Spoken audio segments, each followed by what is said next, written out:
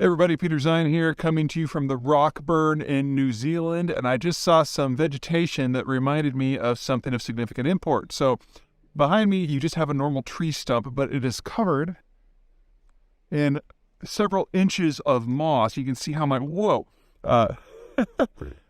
hiking pole just sinks into it. Terrain like this doesn't exist in many parts of the world. You need just the right altitude and the right humidity in order for the stuff to grow in the first place.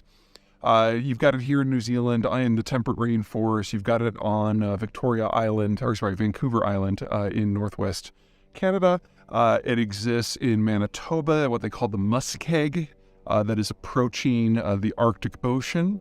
And then it is also the dominant vegetation in some of the taiga in northern Russia. Finishing this video up from the Rootburn Flats. So where were we? Oh yeah, unstable ground. So it doesn't really matter what the reason for a spongy ground, whether it's moss or permafrost happens to be. It's very difficult to build artificial infrastructure.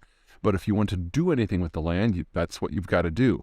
In the case of the Russian space, you've got that mushy, marshy top over what is ultimately permafrost somewhere between 5 and 30 feet under the surface. And until you get down to the permafrost, the frozen layer, everything is just goo. And so any infrastructure that you were to build in the summer would just sink into the swamp. So what they have to do is they wait for everything to freeze solid in the depths of the Siberian winter, and then they go and excavate it and then bring in rock and sand and gravel and aggregate and tar and everything else to build giant berms that go from the permafrost all the way up until you get these dikes that run over the landscape. Environmentally devastating, of course, but that's never been something the Russians have really cared about. And then you can run roads and pipes and the such over those berms.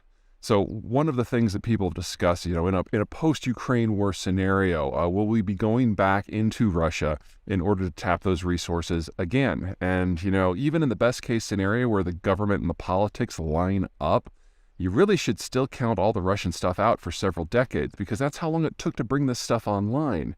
Western techs have been essential to maintaining output in the Russian oil and natural gas fields and their petrochemical center and their general industry since 1992, because most of this raw infrastructure was built in the 1960s and it's barely holding on by its fingernails now.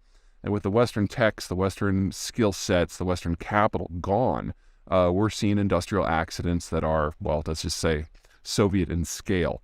So a lot of this stuff is going to have to be rebuilt. And then you're going to have a positive security environment that goes all the way from the point of production through hundreds, if not thousands of miles of permafrost to get to populated Russia, and then finally to get out to the wider world.